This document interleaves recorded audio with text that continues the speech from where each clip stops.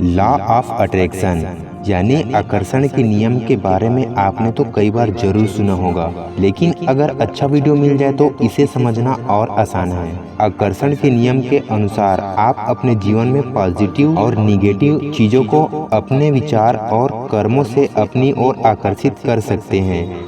यह एक सिद्धांत पर आधारित है कि सब कुछ ऊर्जा से निर्मित है, इसलिए जिस प्रकार की ऊर्जा आप बाहर छोड़ेंगे वही आपके पास लौटेगी। अगर आप ब्रह्मांड को अपनी इच्छाएं बताने के लिए आकर्षण के नियम का इस्तेमाल करने के लिए तैयार हैं, तब पॉजिटिव माइंडसेट का निर्माण करके शुरुआत करिए। उसके बाद अपने लक्ष्यों के लिए कर्म करिए और सफलताओं का सामना अच्छे एटीट्यूड से करिए। लॉ ऑफ अट्रैक्शन या आकर्षण के सिद्धांत या नियम के बारे में आपने तो कई बार वीडियो देखे होंगे, लेकिन मैं आपको 5 ऐसे तरीकों के बारे में बताऊंगा जिसे जानने के बाद आप लॉ ऑफ अट्रैक्शन को अच्छे से समझ पाएंगे। आप अपने जीवन में क्या चाहते हैं उस पर फोकस कीजिए, न कि उस पर जो आपके पास नहीं है। अपनी पुरानी टूटी हुई कार के बारे में मत सोचिए, उसकी जगह कल्पना कीजिए कि आप नई कार चला रहे हैं। इससे फोकस उस पर जाता है जो आप जीवन में लाना चाहते हैं। इससे ब्रह्मांड को एक संदेश जाता है कि आप चाहते हैं कि आपकी आशा इच्छा अच्छी चीजों के होने की है। इसके पीछे विचार है कि आप जिस बारे में सोच रहे हैं वही अपने जीवन में चाहते हैं।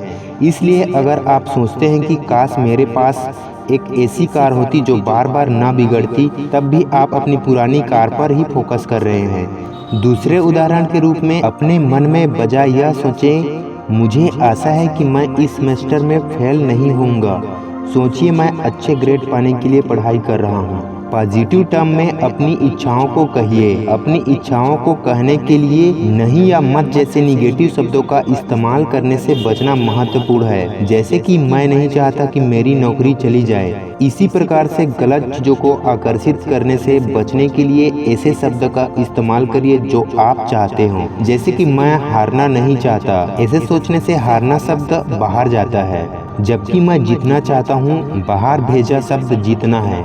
आकर्षण का नियम कहता है कि ये यूनिवर्स ब्रह्मांड आपके द्वारा इस्तेमाल किए जाने वाले शब्दों को पकड़ता है, न कि इसके पीछे इरादे को। इसका मतलब है उधार नहीं को यूनिवर्स उधार पकड़ेगा। अपने सपनों को पूरा होते हुए देखिए। अपनी आंखें बंद करिए और कल्पना कीजिए कि आप वही जीवन जी रहे हैं जो आप चाहते हैं। कल्पना कीजिए कि आप अपना मनपसंद काम कर रहे हैं, अपने कौशल का प्रदर्शन कर रहे हैं या किसी नई कार में बैठ रहे हैं। अपने इरादों को सुदृढ़ करने और वास्तविकता को एक कदम और निकट लाने के लिए प्रतिदिन ऐसा करिए। सदैव अपने को सफल होते हुए देखने की कल्पना करिए। उदाहरण के लिए कल्पना करिए कि आपको काम में तरक्की मिली है, न कि आप केवल अपना रोजमर्रा का काम कर रहे हैं। आप केवल काम पाना नहीं चाहते, आप उसमें एक्सेल करना चाहते हैं। जो भी आपके पास है उसके लिए आभारी होइए। अपने जीवन की इच्छा चीजों के लिए आभारी होने से आपको अपना जीवन अच्छा लगता है, जिससे आपके पॉजिटिव माइंड को समर्थन मिलता है। जीवन की अच्छी चीजों के बारे में आभारी होने से आपको अपना जीवन बेहतर लगता है। या एक आभार जर्नल बनाकर उसमें उनको लिख डालिए। इसके अलावा लोगों को उन अच्छी चीज़ों के लिए धन्यवाद कहिए जो उन्होंने अपने जीवन में शामिल की है। जैसे कि हर सुबह जब आप बिस्तर छोड़ते हैं उसके बाद 3 ऐसे चीज़ों लिखिए। इससे आपको अपना दिन अच्छे मूड में शुरू करने में मदद मिलती है। अपने तनाव के स्तर को कम करने के लिए प्रतिदिन कम से कम 5 मिनट मेडिटेशन करिए।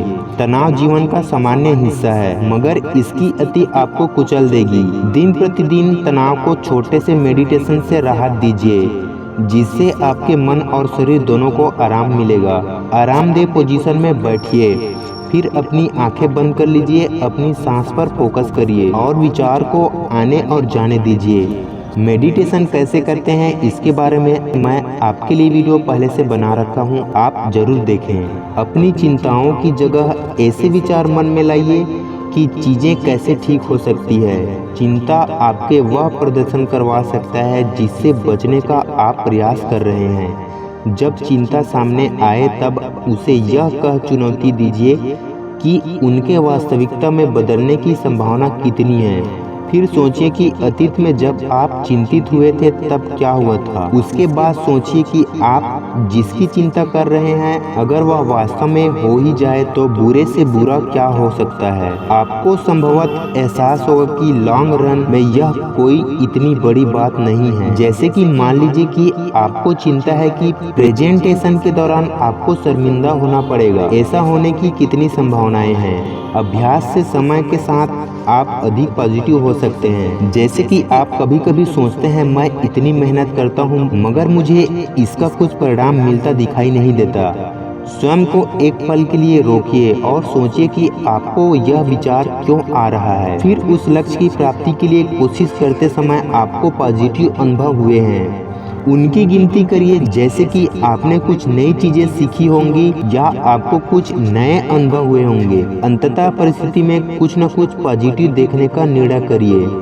आप अपने को बता सकते हैं कि समय के साथ मैं बेहतर होता जा रहा हूं और मुझे अपने प्रगति पर गर्व है। मुझे आशा है कि आपको कुछ नया सीखने के लिए जरूर मिले होंगे। मैं मिलता हूं आपसे कल।